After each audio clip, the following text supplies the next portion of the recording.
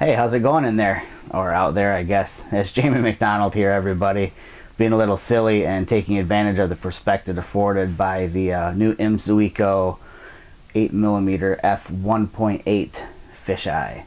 Yep, the announcement has been made officially, and so now I can talk about the lens. Been shooting with it for a little over a month now. I picked it up when I was in Whistler for Olympus on a press event, and during the press event, this is one of the things that was tossed around out there for everybody to get their hands on, and I was fortunate enough to be able to bring it back home with me, and I've been using it ever since. So, talk a little bit about this lens. 8mm, completely different than what you would expect from like the Rokinon fisheye that's out there, you know, that 7.5mm. Now, I'm not exactly sure on the specs of the Rokinon, but the mZuiko is a 180-degree field of view, which is ridiculously awesome. It is completely weather sealed. I saw the engineering drawing for this lens. There are so many seals in place in this lens, it's crazy. So it is definitely made for the outdoor landscape photographer for sure. So 180-degree field of view, and definitely a world's first here. F1.8 fisheye, I don't think I've heard of those before. So for us people who like to get out at night and try to capture the Milky Way or the stars, or you people who like to shoot underwater where I know lighting conditions definitely aren't optimal all of the time, this lens is for you without a doubt. We were given the rough street price of this is going to be $9.99 in the United States, and I'll talk a little bit about my first impressions of it. But before I do that, how about if we just take the lens off the camera, because it feels a little bit silly talking like this because I know that it's so huge. Hold on one second. Yeah, right here. Okay, changed up the perspective a little bit. Shooting at 8mm is kind of silly, I think. So let's talk about the lens. So here it is. I don't have a Rokinon here anymore to give you size comparison. So what do we want to compare it to, everybody? Let's compare it to like the 12 to 40. How about that? So shorter than the 12 to 40. As far as the diameter of the lens is concerned, wow, that's like freakishly dusty. Sorry, that's gross, embarrassing. So size comparison, just so you kind of get a feel for the size of it. Again, the specs are out there, you know, weight wise, it's light, you know, I mean, I've seen some people who are reading leaked specs about the lens and they're saying it's so heavy. Well, it's like ridiculously awesome construction, okay? It's weather sealed, it's autofocus, so naturally you're gonna have some weight just because of that. It's not a plastic lens, this is metal, okay? So metal has some weight to it, and you know, I'll put up with a little extra weight for the metal construction and just the confidence that it instills, knowing that I'm walking around with a metal construction lens, you know. So I know I'll get asked, so I'll intercept the question right now. No filter threads on the front of the lens. I don't even know how you would integrate that on a lens like this with the rounded element.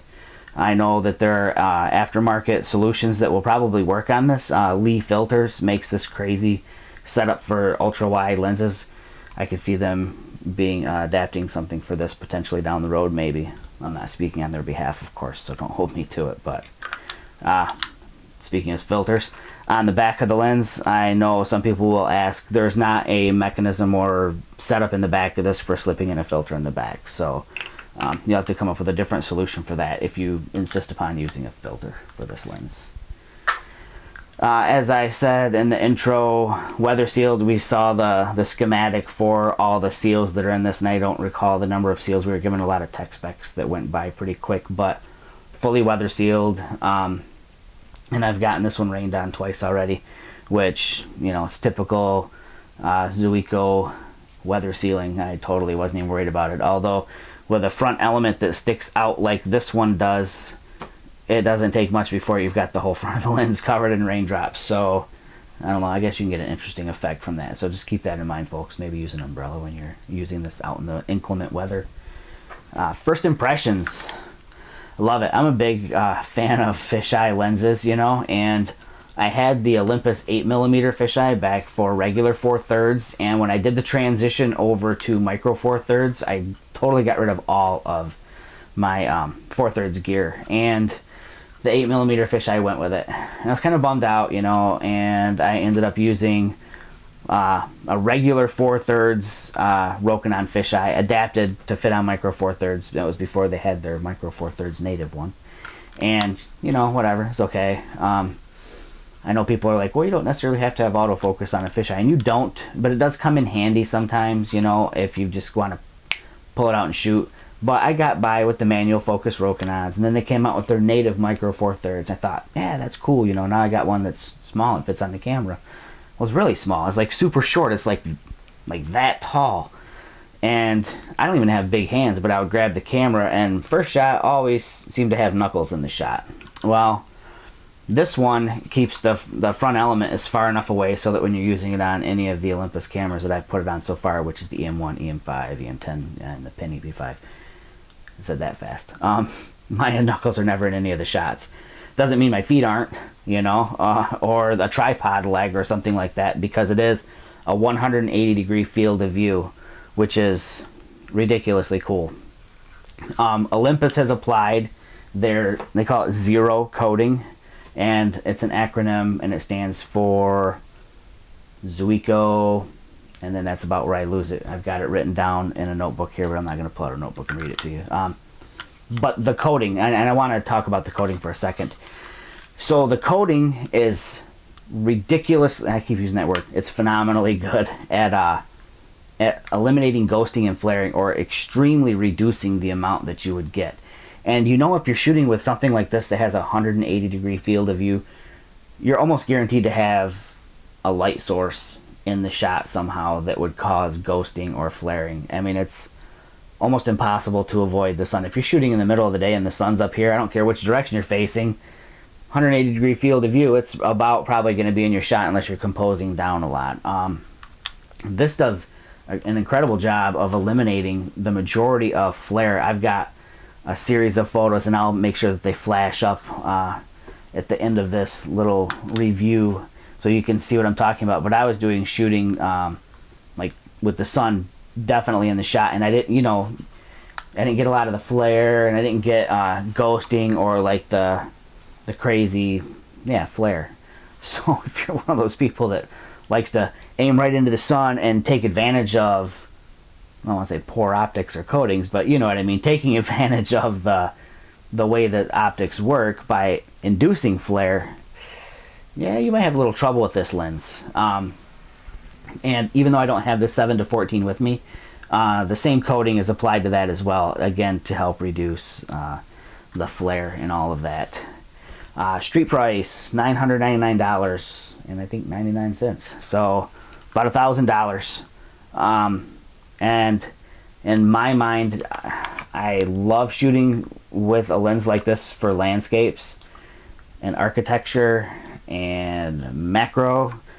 Yeah, I said macro because this thing close focus is ridiculous. Again, I'll share photos that show just, well, it'd be hard to tell how close I was focusing unless you were there, but I'm darn near touching the front element on this lens and getting focused. So it offers like some super cool opportunities for nature and wildlife stuff where you can get like right up close to the subject. It's a blast. Yeah, I'm excited. I tend to get excited about a lot of the Olympus products. I can't help it. But especially when it's something like this, because I've gone literally a couple of years without an Olympus brand fisheye for my cameras. I mean, I could have been using the full-size mZuiko 8mm fisheye, but it kind of goes against the purpose of the cameras that we're using, you know, kind of reducing size and keeping the kit really portable. This, the 7-14, the 12-40, the 40-150, you know, we're in my mind, we're now to a 4-lens kit that does everything I need it to do. It's insane. In one bag, I've got like a think tank retrospective over here. That whole kit will fit in it, and I can carry it around all day, and it's not going to be a problem. And I've seen what people are carrying around with full frame to achieve the same kit setup as I would be doing, they're not fitting in that bag. They're fitting it in a couple of bags. So another home run from Olympus with this one, definitely. I don't even know what more to say about it. It's kind of like I waited a long time, and I'm happy with it. So I think you will be too. Swing over to my Flickr stream and you can check out some shots there, or just hang on here for just a minute and you'll be able to see some more photos that'll pop up at the end of this video. Shoot questions my way. Do it, please. Ask a million questions. Ask questions about the 7-14 too, because I didn't talk about it so much because I don't have it here. I did have it in Whistler, and I shot with it for like 4 or 5 days there. And I mean, come on, what can I say? You know, I don't have anything bad to say about either one of the lenses. And hell, they're pre-production lenses. They're not even the final build, so things only get better when you solidify and start mass producing. Availability. So we're told sometime June-ish. I don't know what that means, June-ish. Where at exactly in June? Middle of June? End of June? But definitely before the end of summer, you'll be able to get your hands on one of those lenses. Tell you what, if you're in Michigan, hit me up. You can definitely play with the lens while I've got it. Hopefully before too long, I have a 7-14 as well. And you could hit me up and we'll get together and we'll go shoot. You could attend one of the workshops that Mike Beaning and I are doing as well too. So we're doing some specific to pen and OMD camera workshops, just kind of getting people familiar with those. And we're also doing some, it's like a multi-day workshop where we're going to start off shooting inner city, urban, you know, Detroit street shooting, and then we'll transition out into some mellow countryside landscape wildlife. It'll be a blast. So hit us up online. Oh, hey, I'm just getting a whole lot of stuff accomplished here, aren't I? So over on my website, jmcdonaldphoto.com, and also on mirrorlessminutes.com, stay tuned for a review of these coming up. So these are the Huffle holder lens cap holders, and they're actually pretty rad. The OMD that I'm shooting this video on has their strap that has it integrated into it, built in. And basically this goes onto your strap. You take a lens cap. I'm gonna do a demo live, and you just, I know you're like, what? That's all it does? Yeah, that's all it does, and it does it awesome. And it's one of those things where if you're tired of losing lens caps like me, or tired of sticking them in your back pocket and sitting on them and hearing something crack, that's a good thing to have. So stay tuned for the review, because when the review is done, in the comments section, I'm going to look for, well, let's see, what do I have? I have 3 of them. So I'm going to look for 3 names. And I'm going to give 3 different people one of these dealios. Alright? Sound cool? Hopefully it does. I know I'm a little high-strung, bouncing all over the place. Can't help it. Get excited when there's a new product to talk about. So yeah, again, hit me up. Questions in the comment section below. Get with me on Twitter, whatever. We'll definitely converse. You guys take care. Thanks for tuning in.